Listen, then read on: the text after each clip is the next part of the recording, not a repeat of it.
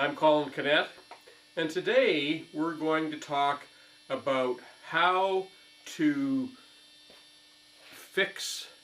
secure the sides of the frames for all the other videos that we've been making.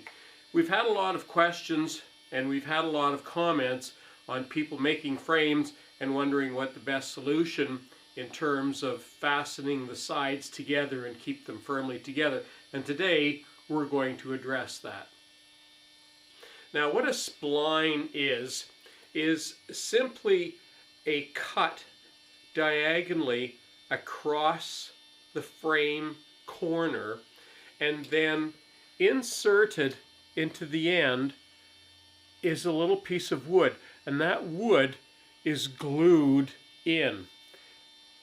And when that wood is glued in, and after it's dry, you of course cut the edges off. That makes a very, very solid connection of those two corners. That's a very good way of connecting those two sides of a frame. And it doesn't matter what size it is, a small or large.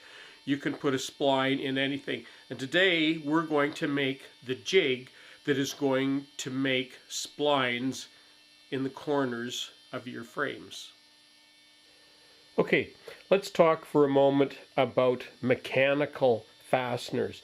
When we talk about mechanical fasteners, we basically mean some sort of a metal device. Now, I've used all of these at one time or another when putting frames together. This is 23 gauge pins. These are 18 gauge pins. You can get various little pieces of metal with little screws. These are a little bit larger screws, small nails, and even staples. These are round head. You, of course, would want to try and use square head. Any of these will work. The thing that I don't like about mechanical fasteners is typically they're driven in, which means they, with the exception of screws and some of these ringed nails, they don't necessarily grip the wood as much as I would like to. The problem with nails is that because you're hammering, they tend to make your joints weak. The problem with screws, they need to have pilot holes driven ahead of time. And of course pins, you use an air stapler to put these in, but because they're slipping through the wood as they go in, they can also have a tendency to slip when the wood is together and not giving quite as good a joint as you might like to see.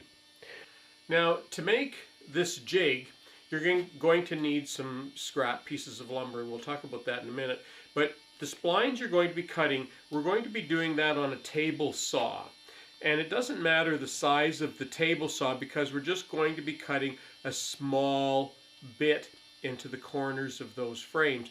But what is important is the blade, the thickness of the blade. Now, most blades for your table saw will have a specific thickness.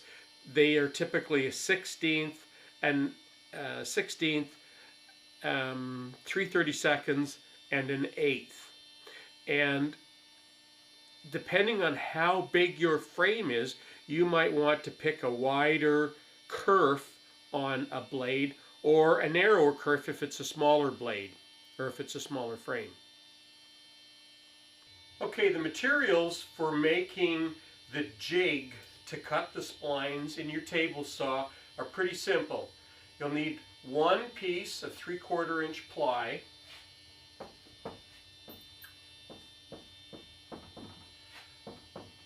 by 9 by 12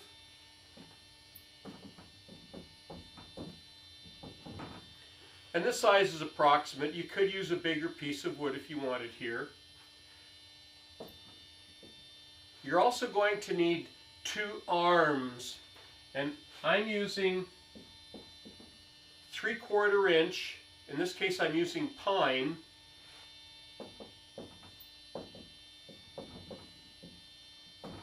By 2 inches by 12 inches. And that's all you need. Let's get started cutting the wood.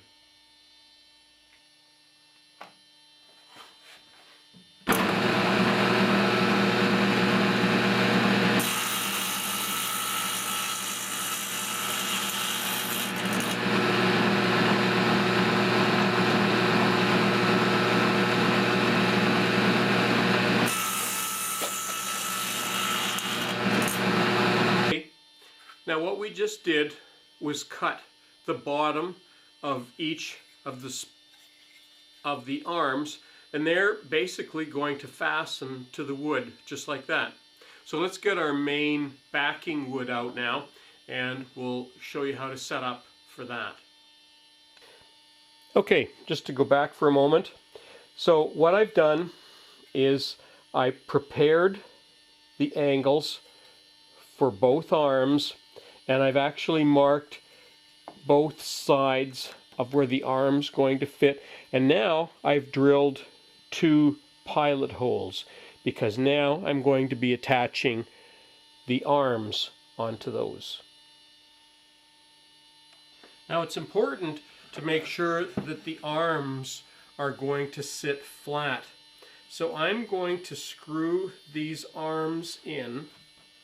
The very first one I'm going to put in while it's sitting vertical and flat on the bench, so that I make sure that that arm is sitting on the lowest reach that it can.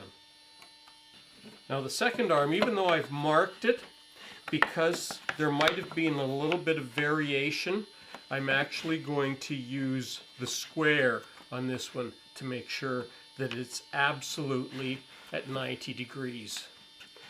Okay, now the way the spline jig is going to work is we will adjust the fence here in a minute, but when we're ready, we will actually put a frame inside this jig, and we will actually use it to slide that through the table saw so that we get that diagonal cut across there. So to figure out where to cut your frame, typically you're going to want to cut the frame in a place where there's lots of wood, and you can actually set that up by eye by just aligning it with your jig off to the side, and then use this as a guideline as to where you need to cut your splines, and it's actually fairly accurate. You're also going to need to set the depth of your blade, and remember, it's almost right at the bottom of this jig. So in this case, I'm going to move that to that position. That will give me enough bite going through the blade that when I put a spline in there, that it will grab that wood quite nicely. Let's go ahead now and cut all 4 splines.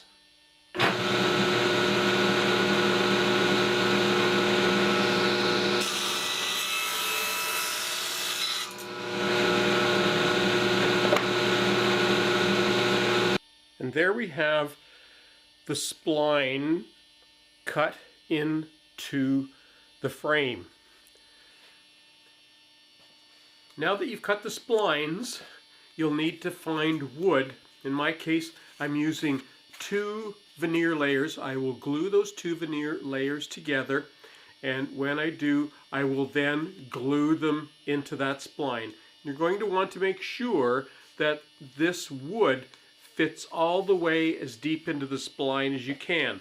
Once the glue's dry, you can actually cut these off. I recommend you cutting them a little bit proud, a little bit high of that frame material, so that you can then sand them down, just lightly sand them so they're nice and flush, give you a very professional look to your frames. So now that you know the theory behind making splines, you can go ahead and make splines on your frames.